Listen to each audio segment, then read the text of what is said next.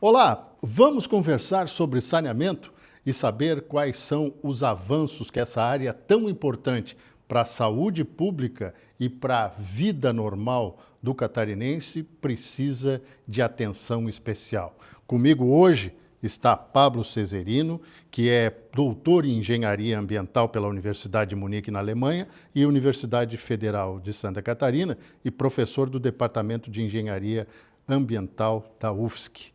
Seja bem-vindo. Muito obrigado. E também o Vinícius Terneiro Raggianti, é isso, né? Raggianti, né? Italiano, né? Engenheiro sanitarista e ambiental formado pela Universidade Federal de Santa Catarina, com MBA em Gerenciamento de Projetos pela Fundação Getúlio Vargas e bacharel em Direito. Tem mais de 15 anos de experiência na área de saneamento básico. É assessor da presidência da Casan. Então, estamos falando de um dos assuntos que encerra ou começa o grande ciclo de qualidade de vida das pessoas. Sem saneamento básico, não há qualidade de vida e aí abre-se aquele cabedal de doenças, né, endemias, problemas gástricos, que vão levar a outras consequências na sociedade. E aí eu vou fazer uma pergunta que ninguém fez para vocês. Por que é tão difícil a gente investir em saneamento no Brasil? Por que é tão difícil a gente conseguir esse equilíbrio de um processo, no mínimo, sustentável? Eu acho que a pergunta é interessante, Alberto, porque, assim, dos setores da infraestrutura, se a gente pegar transportes, energia elétrica, saneamento, telefonia, telecomunicações, o saneamento, historicamente, é o que sempre teve o menor percentual do PIB investido. Isso a nível nacional. Se você pegar a década de 70, 80, 60, as grandes obras de infraestrutura, as grandes estradas, as grandes usinas hidrelétricas e até o próprio investimento em telecomunicações sempre foi priorizado. O saneamento, ele foi ter um grande movimento lá na década de 70 com o Planasa, que foi o que inclusive fundou o nosso curso de engenharia sanitária aqui na UFSC e tudo mais, e lá que se criaram as grandes empresas de saneamento dos estados. Casan, Sabesp, Cagés no Ceará, Embasa na Bahia, todas as grandes companhias estaduais de saneamento foram criadas naquele momento, porque o governo daquela ocasião entendeu que, bom, a gente precisa avançar. Imagina o que era falar de saneamento na década de 70, 60. Era um assunto que basicamente estava nos municípios. E aí que começa a grande questão que você fala do investimento. Saneamento é essencialmente um investimento que não dá retorno financeiro. Quando você fala em investir em energia, transporte, dá retorno financeiro. Porque energia é insumo para a indústria. Até em telecomunicações também. Telecomunicações, transporte, você vai escoar a carga. Então, o saneamento, em tese, na visão estrita, ele não dá retorno financeiro direto. Então você tem uma dificuldade de justificar esse investimento, porque ele não se paga. Na prática, ele não se paga. Só que, se você olhar para um outro viés, que na verdade, você falar de saneamento, você está deixando de gastar com outras coisas, como por exemplo saúde, você está gerando um benefício para a sociedade, porque as pessoas que têm saneamento, elas faltam menos do trabalho, então elas vão ter mais produtividade, as residências que têm saneamento têm um valor imobiliário maior, então você tem Então, todos aqueles efeitos indiretos que você tem do saneamento geram um ganho econômico também. Então, só que essa conta nunca foi, de certa forma, assim, considerada. Nós tínhamos tantas carências no país, né, que isso era deixado de lado. Então, eu diria que se fosse dar uma explicação fácil, eu diria que é essa. Além do fato que a questão política, né, aquela clássica de que o tubo enterrado não mostra, inaugurar uma estação de tratamento de esgoto não é algo tão glamouroso assim, ninguém quer ter uma estação de tratamento de esgoto perto de casa. Só que, assim, antes de fechar essa minha fala, deixar claro que saneamento olhando para o esgoto sempre foi difícil. Agora, investir em água tratada e levar água tratada na torneira das pessoas sempre foi uma prioridade e isso, de certa forma, o Estado fez. Se você pegar Santa Catarina, hoje a gente atende dos municípios da Casan, praticamente 99% das pessoas têm água tratada na torneira. Os municípios que não são Casan, está na faixa de 97%. Então você pode dizer que o problema básico do saneamento você resolveu quando você dá água tratada na torneira das pessoas. Agora a gente está na outra etapa que é, essa água que chega na torneira das pessoas precisa ser tratada antes de voltar para o meio ambiente. E aí que é em tese, o gargalo que a gente tem hoje e que acho que é o assunto que a gente vai falar bastante aqui hoje. Também vamos falar de esgotamento, né, que é uma questão bastante... Eu até vou levantar a questão, por que quando a gente fala em emissário submarino, algo que eu conheço desde que era garoto, porque nasci no Rio de Janeiro, todo mundo treme. Pois todo mundo treme. Professor, uma pergunta para o senhor. Então, eu acrescento outros elementos, né, além daquilo que já foi comentado pelo Vinícius. O saneamento, apesar do nome ser básico, ele é complexo. Por quê? Porque ele envolve diferentes responsabilidades, diferentes dimensões, que nós chamamos. Então, obviamente que hoje o abastecimento de água, o esgotamento sanitário estão muito em discussão, mas nós temos ainda dentro do saneamento resíduos sólidos e drenagem urbana e manejo de águas pluviais. Olhando nesse primeiro momento água e esgoto, a gente tem múltiplos responsáveis por isso. E fazer com que todos esses responsáveis tenham uma sinergia de ações também traz a complexidade para a questão do saneamento. Quem são esses múltiplos responsáveis? O próprio indivíduo que gera o esgoto e que demanda de água, o local onde ele habita, o município que ele habita, então temos o município envolvido, temos os atores do saneamento, nós chamamos a operadora de saneamento, que pode ser, por exemplo, a Casan, ou temos os órgãos de controle. Então nós temos uma série de responsabilidades que parte do pressuposto que elas precisam ter sinergia de ações para que a gente possa evoluir na oferta do serviço, evoluir na cobrança desse serviço, evoluir no bem prestar esse serviço. Então, assim, não é simplesmente um ator ou um responsável. Jogar só para uma... Isso, então você começa a definir saneamento como tendo um responsável. Não, é um conjunto de responsabilidades. E nós sabemos que no Brasil, né, e vários outros países, relacionar diferentes atores em torno de uma única ação não é tão simples assim, né? Bom, esse é das questões que nos levam a essa discussão e evolução. Uma outra, rapidamente, é a questão do planejamento territorial. Então, o saneamento está muito relacionado, na minha opinião, ao planejamento territorial. Ou seja, quando você tem regras do jogo para que o território seja bem ocupado, você tem mais facilidade de fazer essa regra do jogo acontecer. Sim. Quando o território começa a ser ocupado de forma irregular ou desregrada, tudo vem a reboque, inclusive o saneamento.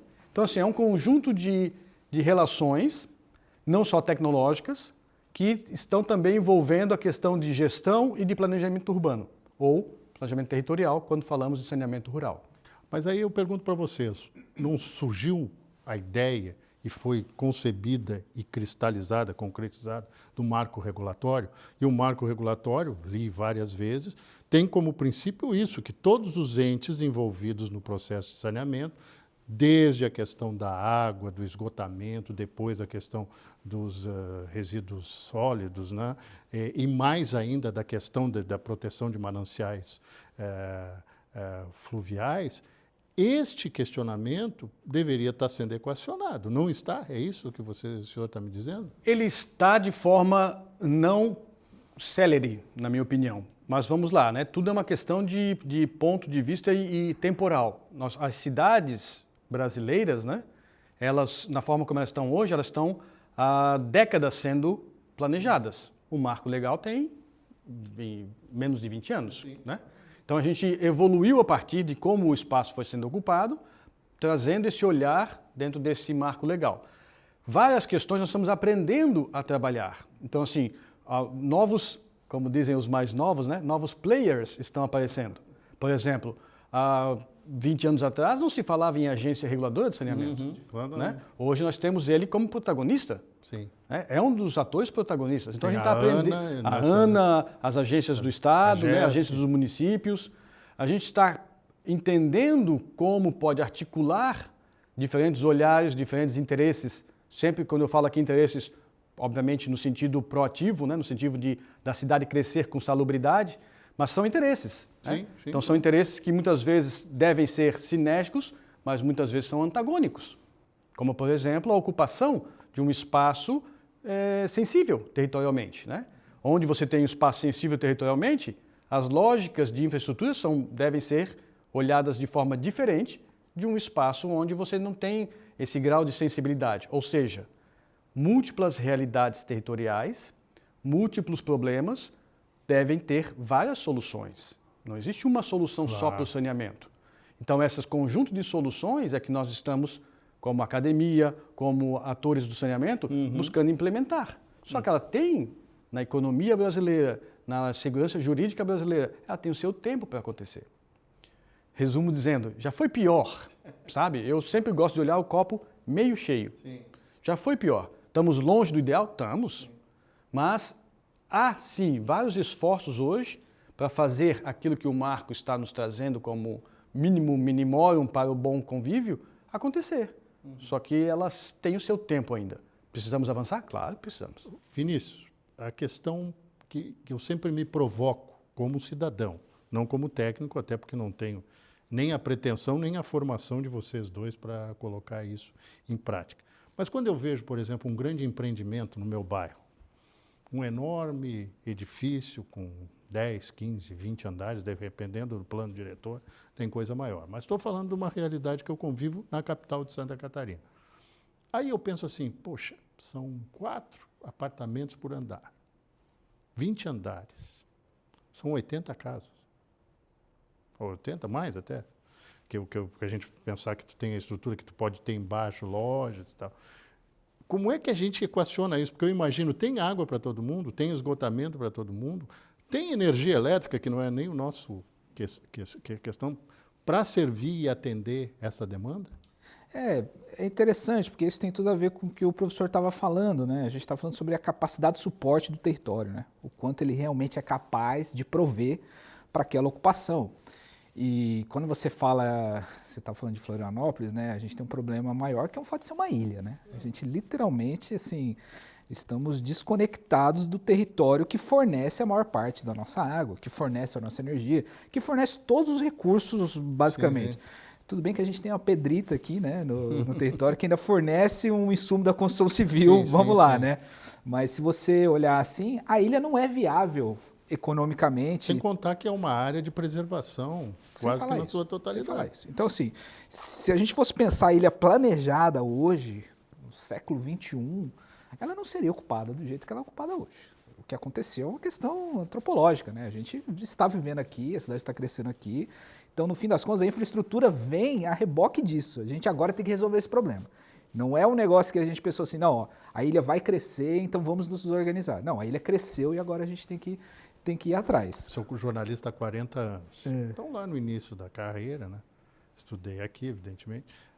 Perguntar para um cidadão, lá um manezinho do Ribeirão da Ilha, aí ele olhou para mim e disse, sabe o que é a culpa disso aí? Estou falando coisa de 40 anos. Isso é culpa da Eletrosul e da Universidade Federal. Se eles não tivessem vindo para cá, não tinha crescido desse jeito. Olha, é uma narrativa histórica. A visão dele, claro, que simplista, sim, não deixa de ter um sentido prático, porque você trouxe o progresso, trouxe o crescimento, trouxe um entorno muito rico, tanto intelectualmente quanto fisicamente, que muita gente veio morar para cá. O catarinense conheceu a capital dele, né, reconheceu a qualidade da capital dele, que não conhecia, mas você teve esse boom inesperado, eu não diria, porque até houve planejamento para colocar, mas ele fez simplistamente essa avaliação. E é isso, né? Porque é o papel do Estado como driver de desenvolvimento, né? Quando você decide colocar uma empresa estatal daquele porte naquele local, você está sinalizando o mercado imobiliário, uma série de coisas, você está fazendo tudo acontecer. Você aumenta a renda per capita do município. Justamente, né? Então, inclusive, isso passa muito sobre como a gente está trabalhando a ilha hoje, né? Inclusive nossos prédios públicos continuarem sendo na ilha e tudo mais, tem toda essa discussão, né? Mas voltando assim para a questão do saneamento, capacidade, é realmente um problema. Se você pegar o bairro do Itacurubi, que acho que é um dos que mais cresceram, que mais verticalizou, Florianópolis, mais da metade da água que a gente consome em Florianópolis vem do continente. Vem do nosso rio ali, Pilões, Cubatão, município de Palhoça, uma adutora enorme que transporta essa água de lá, atravessa a ponte e coloca aqui. Então, assim, a gente tem bastante água lá, ok, consegue atender. A gente tem alguns problemas pontuais que a infraestrutura resolve, você ter bombeamento suficiente, etc. Só que essa água, ela não é produzida aqui, ela não está num ciclo da água dentro dessa bacia hidrográfica. Pensa assim, eu estou tirando de um rio que desaguaria lá na Bahia, agora eu estou tirando essa água e jogando aqui para a ilha. Então, eu estou trazendo uma água, importando uma água que vai virar esgoto aqui na ilha. E aí que o problema começa a acontecer, porque é uma água que não aconteceria naturalmente aqui, um rio qualquer não escoaria essa água, então a gente está trazendo de fora. E agora eu preciso despejar essa água na forma de esgoto, que é muito mais complicado do que simplesmente pegar uma água e devolver para o rio. Tratar antes de devolver. Justamente. E aí que começa o nosso problema original do saneamento de Florianópolis, que é a gente desconsiderar o mar como o receptor desse efluente, que aí tem a ver com aquilo que você falou do emissário submarino. Desde a década de 80, que a Companhia Catarinense de Saneamento, a Casan, tem um plano para Florianópolis que envolve emissários submarinos. O plano inicial, inclusive, envolvia quase 10 emissários, uma coisa assim parecida com o que é na Austrália, que você tem 3 emissários a cada praia, uma coisa assim. A Austrália é uma grande ilha. Exatamente, não dá para dizer que é um continente. Só que 90% do território é praticamente seco. Né? Exato, e está tudo no litoral, né?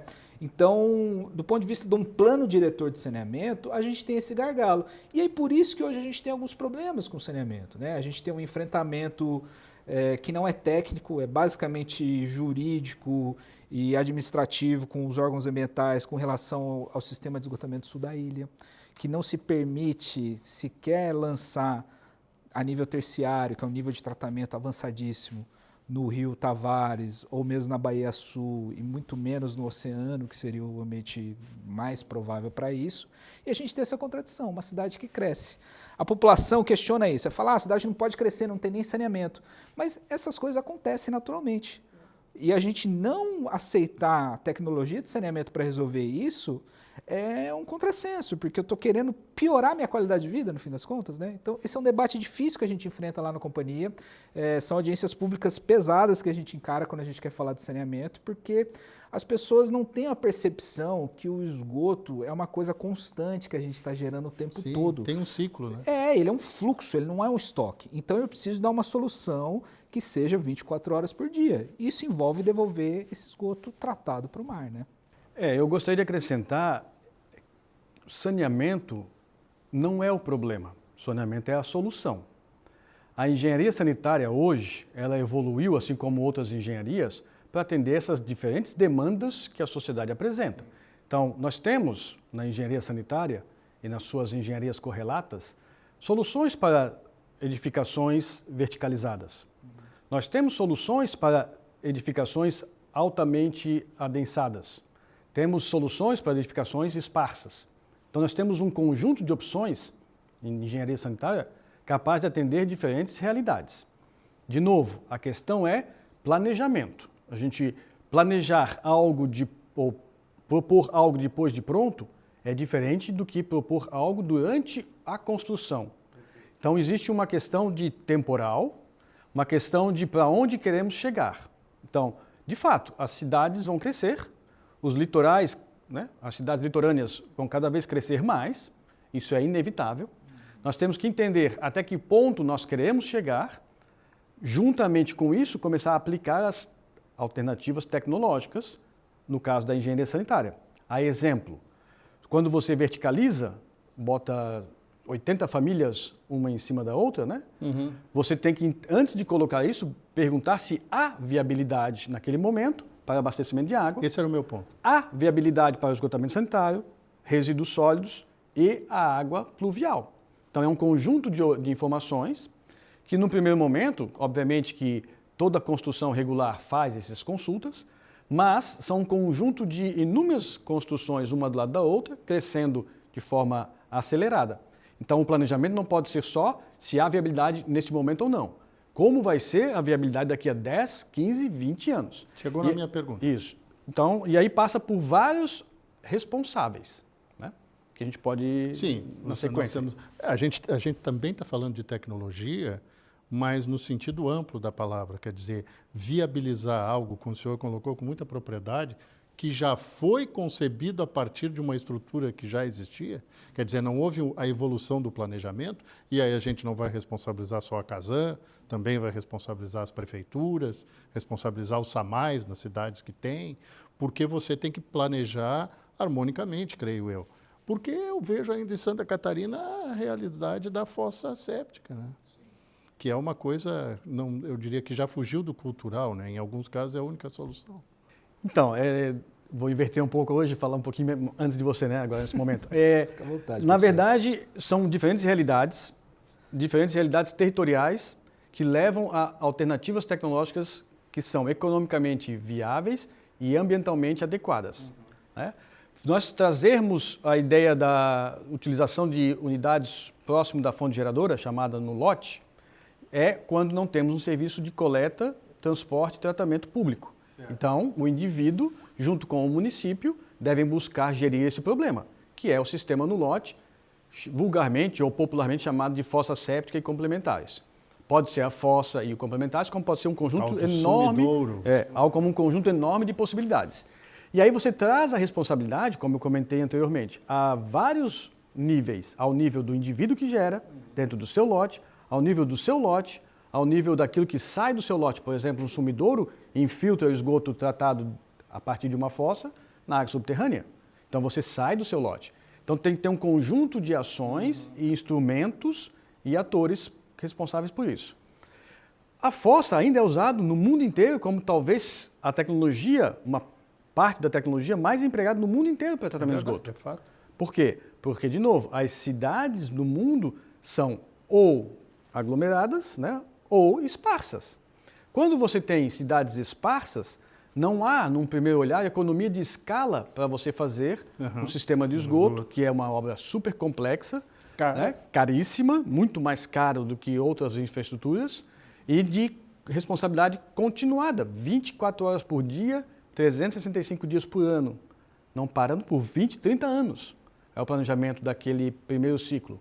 Quando você não tem essa estrutura, o lote, quer seja ele comercial, multifamiliar, ou unifamiliar, ou empresarial, precisa gerir a sua solução via um projeto de engenharia, simplificado, mas é um projeto de engenharia, via uma aprovação do órgão responsável, que é o município.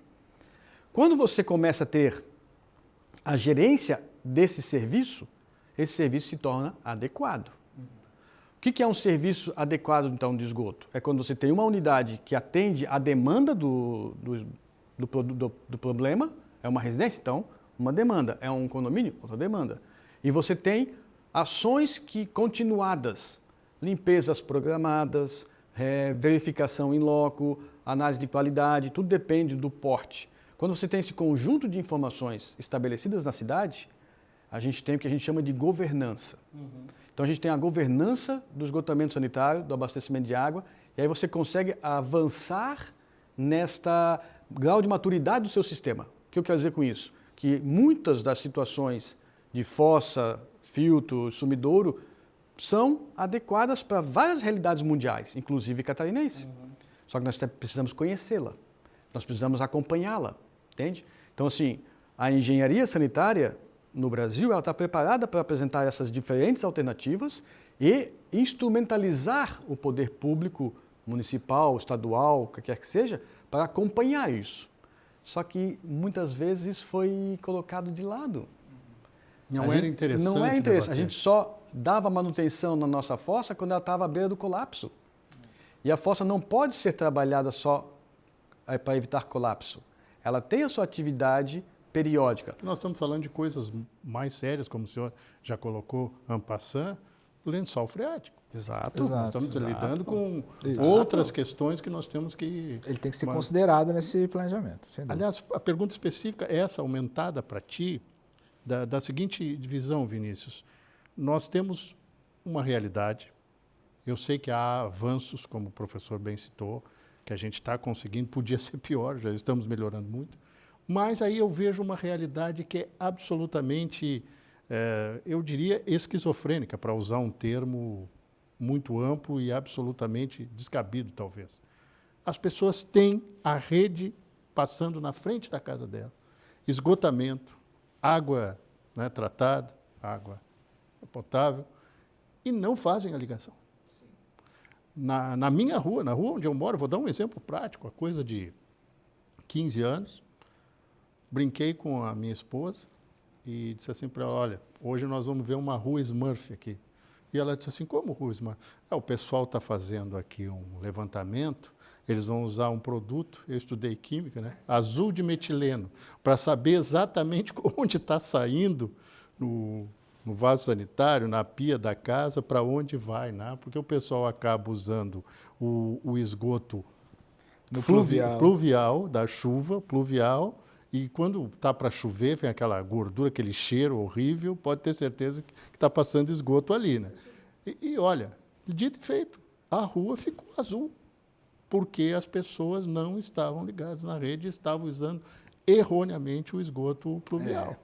Você sabe que esse assunto eu tenho bastante experiência, porque antes de eu trabalhar na Casan, eu trabalhava numa empresa que prestou esse trabalho para o município da Casan, que é o Floripa Se Liga na Rede, Trato pela Lagoa, Trato pelo Capivari. Então eu conheço muito bem essa história.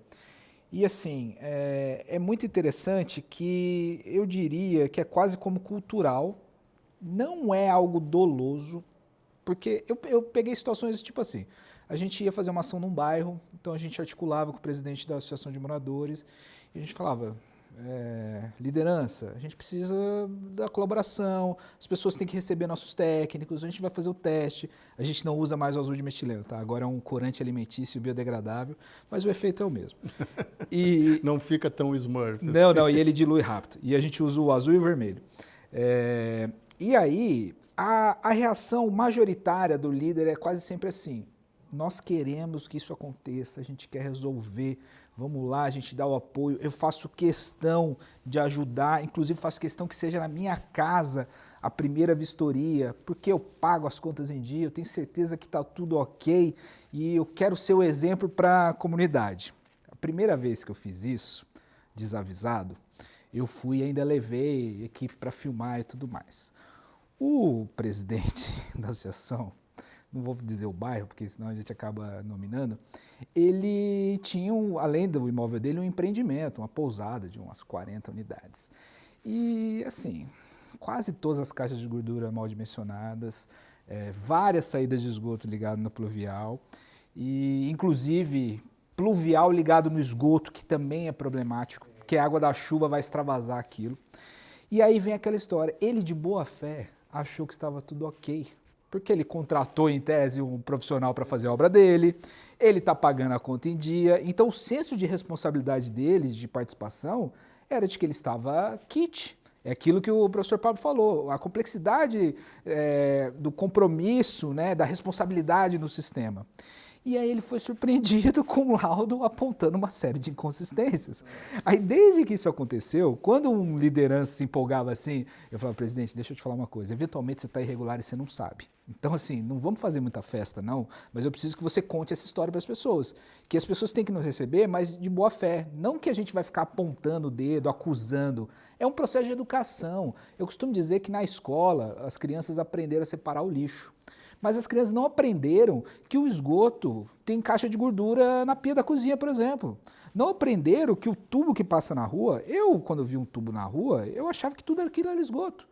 O que saía no rio assim, é esgoto. Na verdade não, aquilo deveria ser água de chuva. E tem um outro tubo de esgoto. Então assim, a gente não ensinou. Como é que o cidadão vai ser obrigado a saber? Outro caso emblemático, Lagoa da Conceição, muitos restaurantes, rendeiras. Tinha um posto de visita que sempre extravasava esgoto, na frente de um restaurante. O dono desse restaurante, ele chamava a mídia sempre, porque é um absurdo, isso aqui acontece sempre, a gente avisa a Casan não faz nada, porque olha o meu estabelecimento, a gente está sofrendo com esse cheiro de esgoto, as pessoas não conseguem vir almoçar no meu estabelecimento e tal.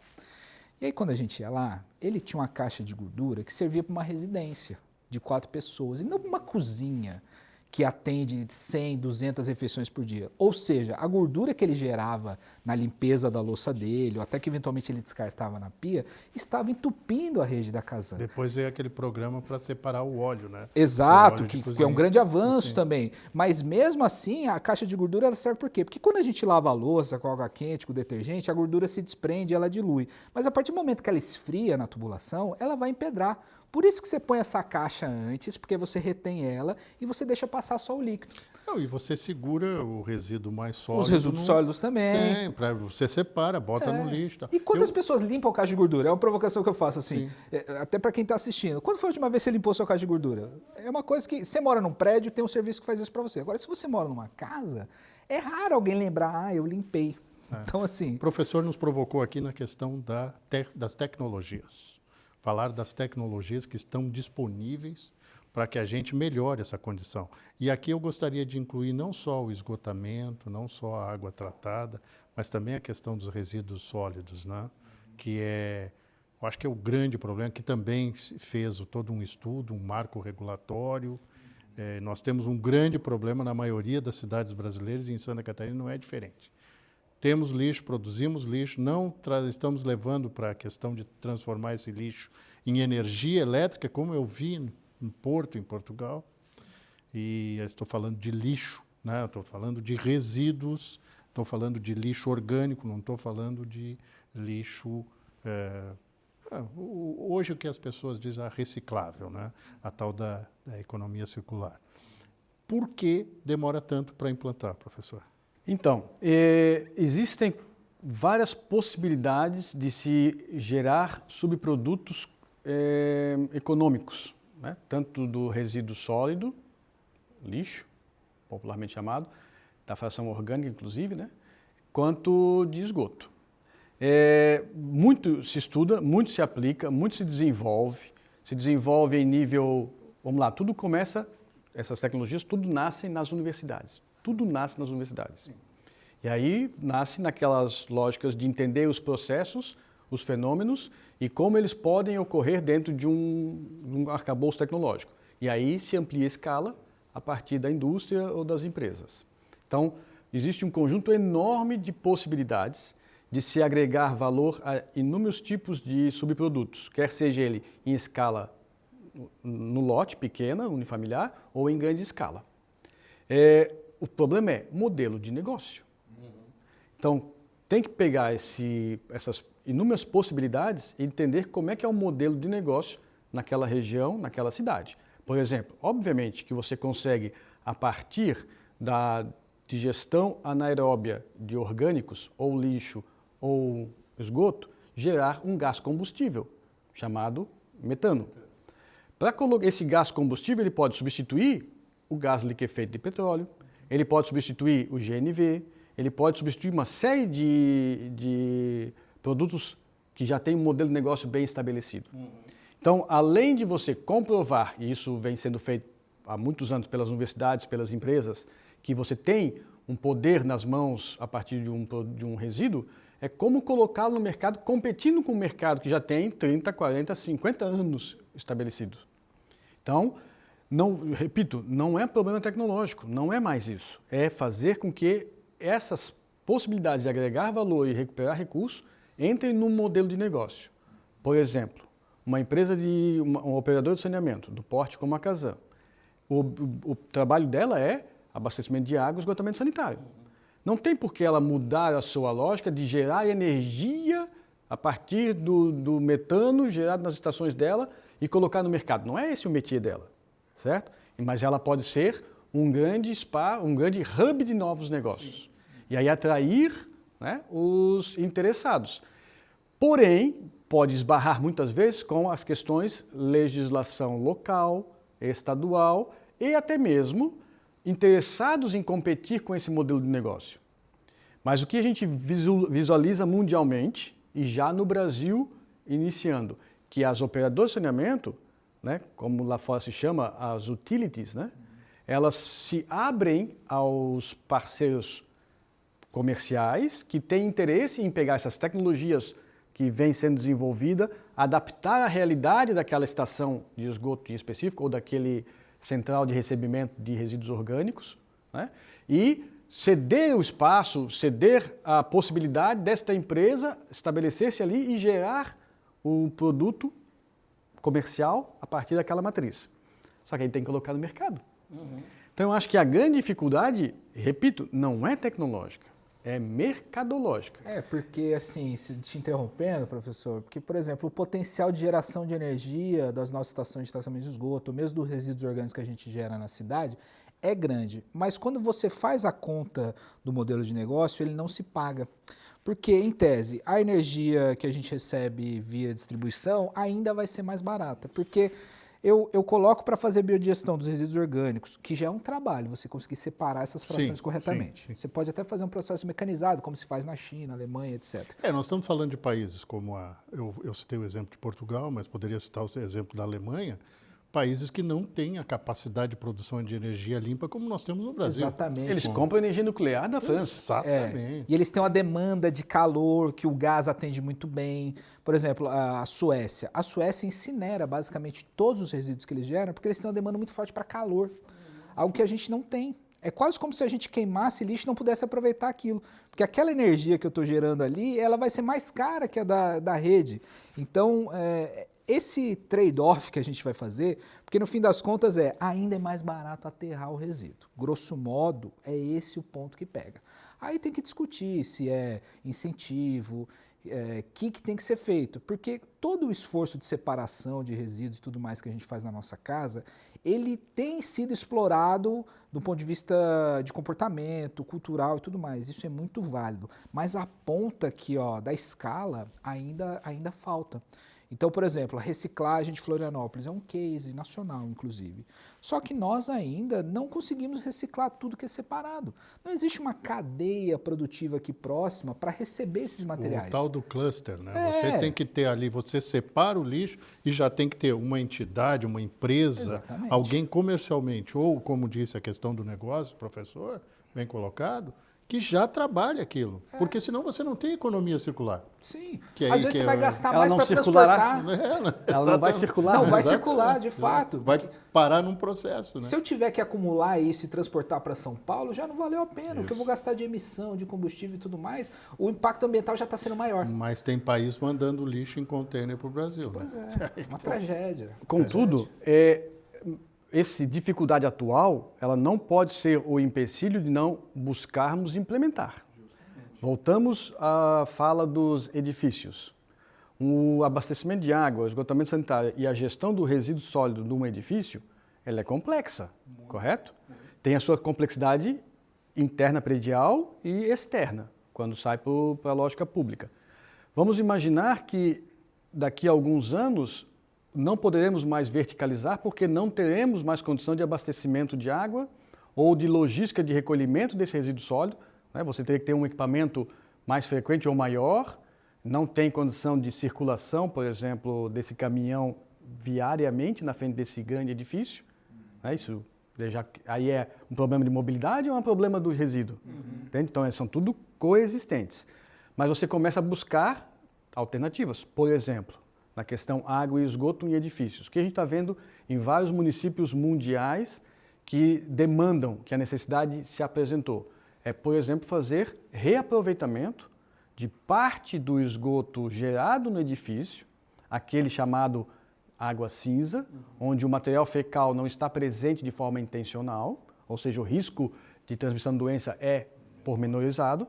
Este efluente cinza é trazido para dentro da garagem, por exemplo, onde tem um equipamento projetado pela engenharia e operado pela engenharia, onde ele vai reaproveitar este esgoto tratado para descargas de vaso sanitário. Sim. Nós estamos no século XXI ainda dando descarga em vaso sanitário com água potável. E digo mais, ontem ainda refiz, nós estamos aqui no ambiente da TVA, na Assembleia Legislativa, os vasos sanitários são água da chuva. Porque aproveitam a água da chuva. Um grande avanço dessa gestão. Então, quer dizer, ali você está falando de um prédio onde circulam centenas de pessoas diariamente, é uma cidade, uma pequena cidade. E aí a gente começa a interrelacionar uma série de ideologias que nós discutimos muito na engenharia, né? Por exemplo, a mais clássica de todas. Você tem que pensar globalmente, realmente, a questão ambiental, mas tu tem que agir no teu local. Tu tem que agir no teu local. Se tu não agir no teu local, como é que tu vais cobrar que o município do litoral faça algo para que o município do interior possa ir na praia no final do ano? Tem que ser localmente. E aí vem o que a engenharia se debruça. Como nós vamos enfrentar os problemas futuros? né? Verticalização, adensamento,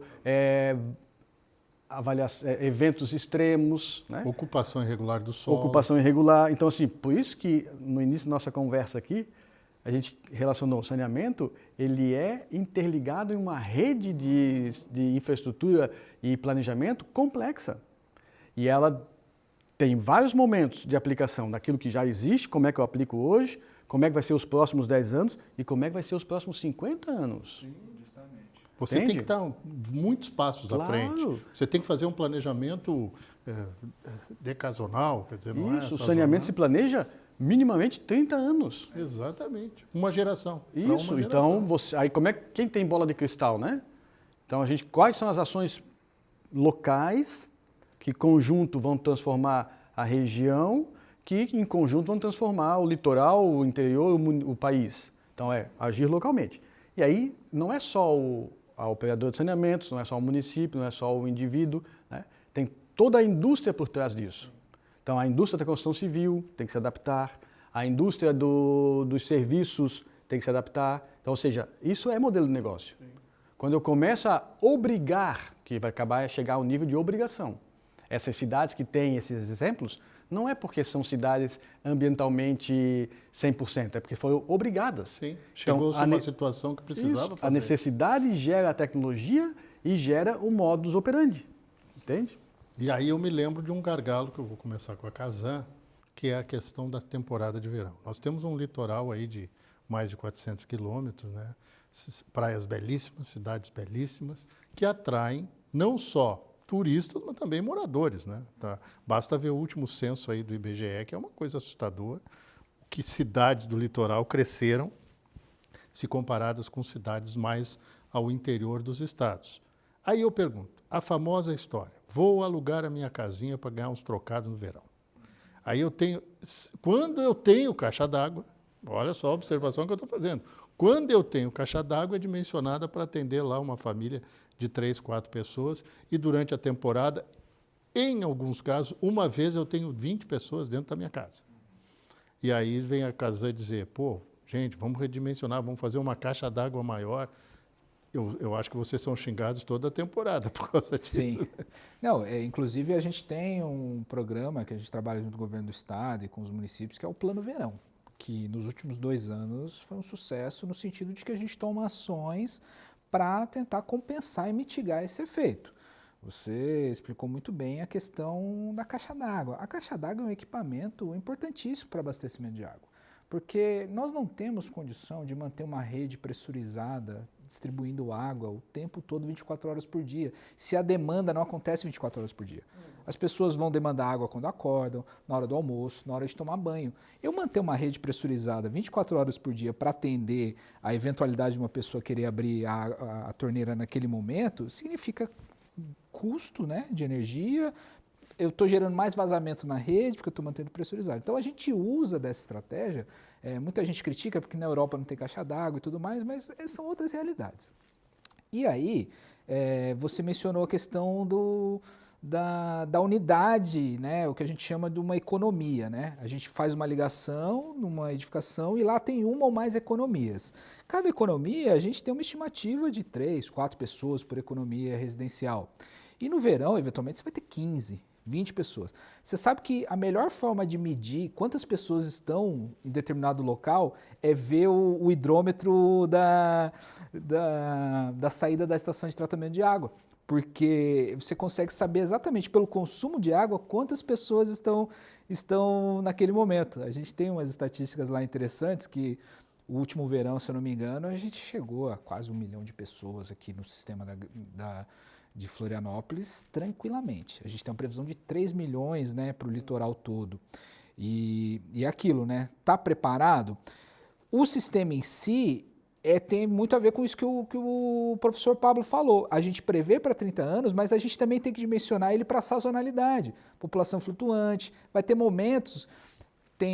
eventualmente eu vou projetar uma estação de tratamento de água para trabalhar 16 horas por dia num período do ano e 24 horas por dia em outro período do ano.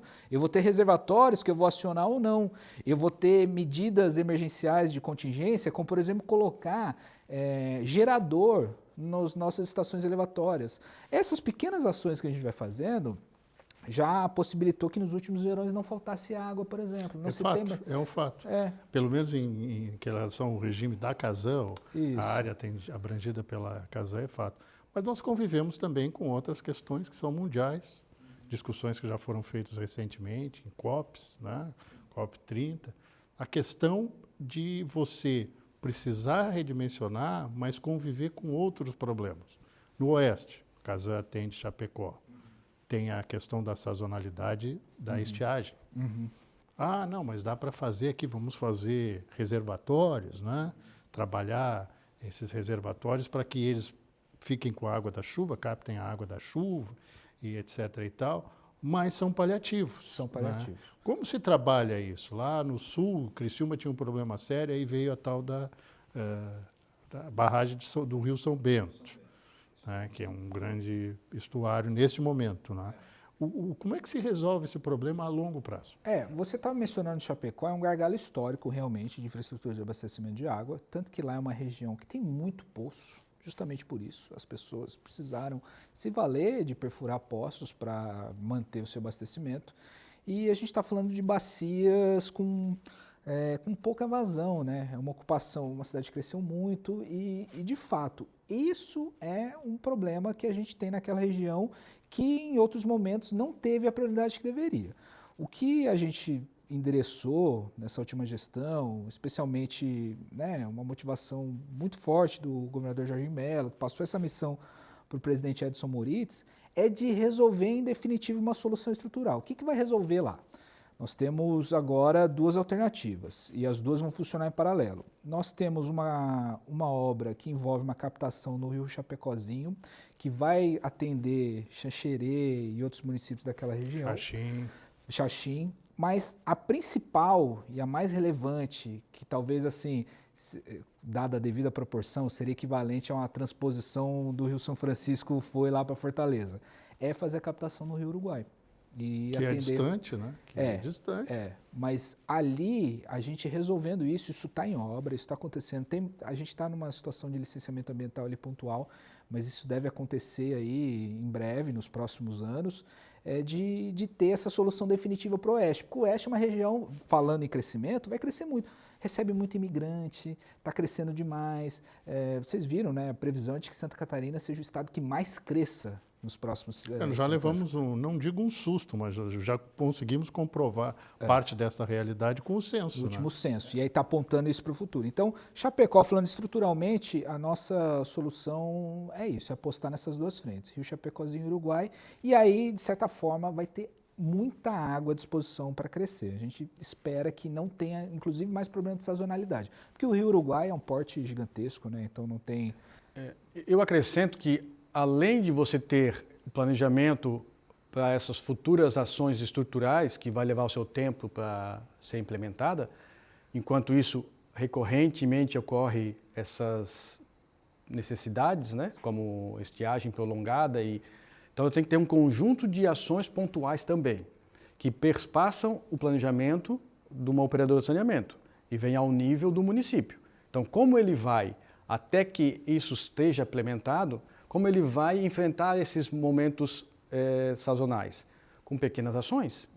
E essas pequenas ações não podem ser só por proatividade, tem que ser implementadas sob uma lógica municipal legal. Exemplo, se a região ela sofre recorrentemente de estiagem, tem que começar a se estabelecer de forma mandatória que as estruturas atuais e novas estejam preparadas para, por exemplo, reservar águas de chuva. Sim. Entende? Isso não é um programa educacional, isso é um programa de implementar em nível de município como um todo. E aí, estamos falando de sustentabilidade. Isso, então, e de novo, ações locais. Se eu tenho recorrentemente estiagens prolongadas, eu tenho que ter programas e fiscais, a própria população sendo o grande fiscal, em campo para evitar que você, em momentos específicos, não desperdice água com lavagens desnecessárias, não desperdice água não estar com vazamentos prolongados, com falta de medição. Então é um conjunto de inúmeras ações que não pode ser só de um ator, e via de regra não é. É um conjunto de responsabilidades. Só que ainda reforço que nós, como brasileiros, nós não estamos preparados culturalmente para situações de emergências. Nós não somos planejados. A gente não treina, desde a escola, a gente não treina nem saída de emergência das escolas. A gente não treina situações de críticas. Sim, sim. Então a gente não tem planos de contingência e emergência culturalmente para qualquer setor que seja. Isso também para o saneamento. Então, como faremos, né, em uma estiagem prolongada maior do que a cíclica? Qual é a proposta? O que nós temos de plano B e plano C? Então, isso acaba imaginando que ano que vem não vai acontecer. Não pode. Isso passa por necessidades pontuais, estabelecimentos pontuais. Por exemplo, repito, prolongou a estiagem, o município tem que ter um instrumento legal que exija que o indivíduo faça A, B ou C ação. A Assembleia Legislativa tem trabalhado muito nesse conceito, inclusive de quando não é o argumento legal, é o argumento da pressão. Olha, tem que se cumprir o marco regulatório, vocês têm compromissos que têm que ser cumpridos e tem que ser feito no prazo. Quer dizer, é um apoio. O Tribunal de Contas do Estado de Santa Catarina é outro que tem feito um trabalho, esse approach, quer dizer, tem que fazer, porque não é uma coisa adiável, remediável, vamos usar um termo bem português. Não dá para remediar essa situação, tem que fazer. E aí eu pergunto para vocês, para a gente já encaminhando o final do programa de hoje, como a gente posicionaria hoje Santa Catarina na realidade nacional, que é o primeiro mundial? Eu nem quero me atrever para não levar um susto e não ser criticado depois. Mas, diante da realidade brasileira, a situação de Santa Catarina evoluiu, melhorou no quesito saneamento? Bom, vou aproveitar para ser o primeiro a falar aqui. Eu acredito que sim, nós temos uma evolução acontecendo. E as questões que estão pendentes ainda para ser resolvidas estão sendo encaminhadas, né? Eu posso citar especificamente uma pendência que a gente tem do marco regulatório, que é fazer a regionalização do saneamento de Santa Catarina.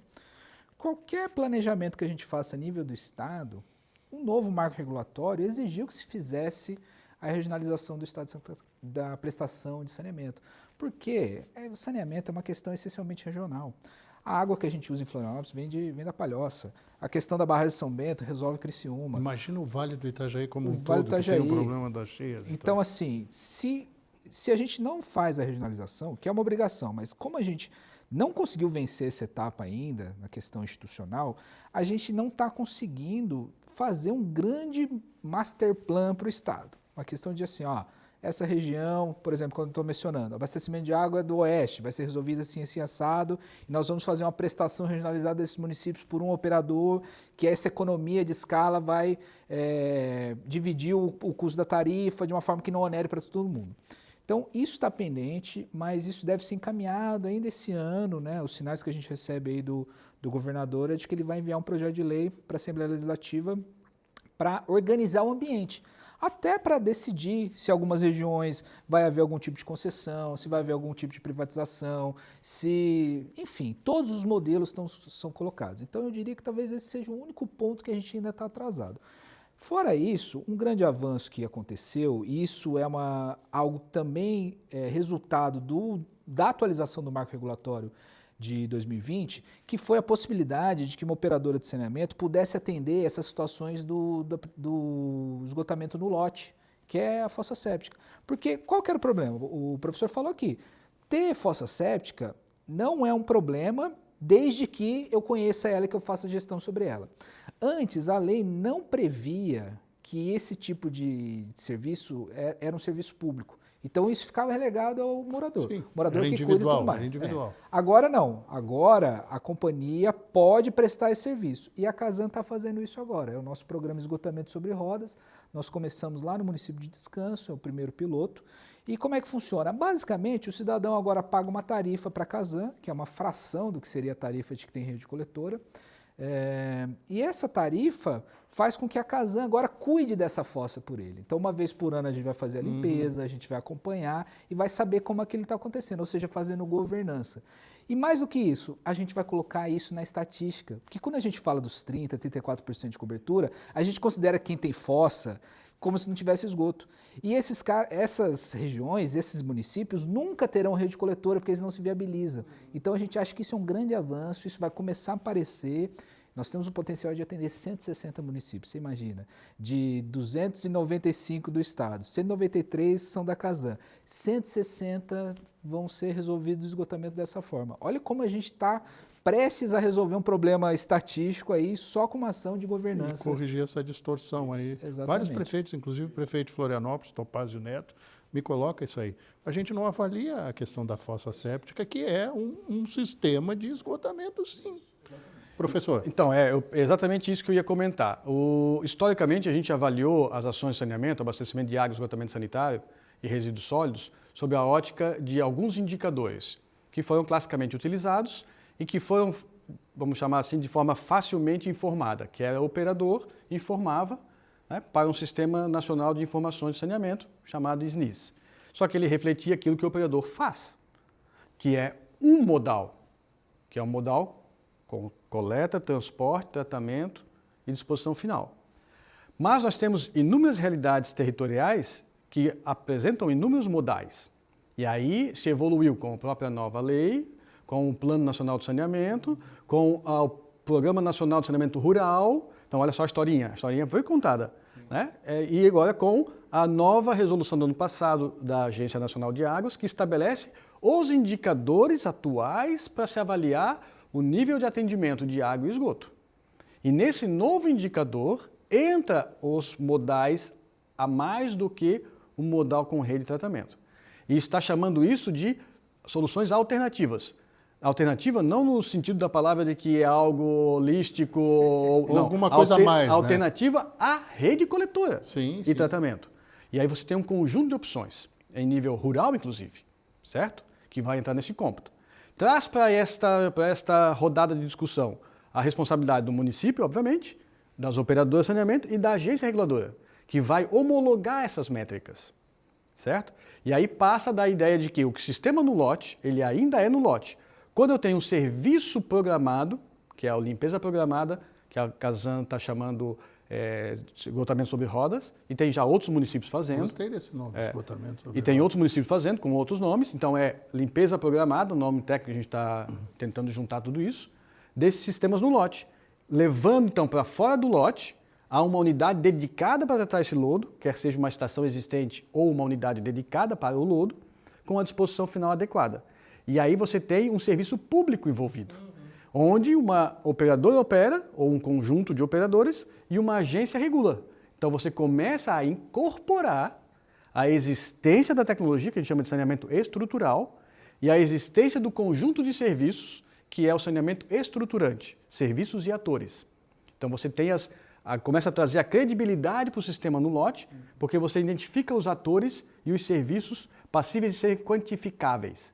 Então, o Tribunal de Contas vai poder quantificar, o Ministério Público, as agências. Então, você tem indicadores agora. Bom, e isso, obviamente, vai dar um salto. Quando começar a sair esses valores, a gente vai começar a incorporar os diferentes modais dentro da lógica adequada de esgotamento. Sim. Rapidamente, só para mostrar, se você olhar só o saneamento estrutural, existência, existe para o domicílio rede, coletor e tratamento, ou existe para o domicílio um sistema no lote? Isso é o inventário que o IBGE faz. Quando o IBGE mostra esse inventário, os nossos índices de 30% de cobertura do sistema com rede e tratamento chega a quase 80%. Claro. Da existência. Não quer dizer que a existência esteja da forma adequada. Exato. Então, os modais, múltiplos modais, e o serviço adequado é ações periódicas, atores e instrumentos sendo aplicados ao longo do ano. E aí você começa a ter um atendimento adequado, tanto de água quanto de esgoto. E para não deixar o lixo de fora, né, a gente percebe mesmo...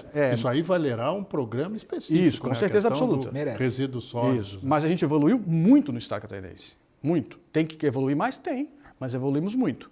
Por quê? Porque houve forças-tarefa de vários atores, Ministério Público, municípios, órgãos ambientais, academia, entende? Então, assim, é um conjunto, porque nós estávamos chegando à beira do colapso. É verdade. Então, quando a gente está à beira do colapso, a gente tem que remar junto. Houve também o trabalho legislativo, claro, né? A Assembleia Legislativa agiu recebendo essa demanda da sociedade, né? Quer dizer, não, tem que responder, né? Mas realmente vale aqui o compromisso de fazer um programa só sobre resíduos sólidos, porque o grande problema é aquela famosa história da nossa recente civilização brasileira, que eu brinco, que ninguém quer ter lixo, ter um aterro sanitário, uma cadeia, estação de tratamento de esgoto. Uma estação de tratamento de esgoto perto de casa. Mas tem que ter, alguém vai ter que ter essa questão.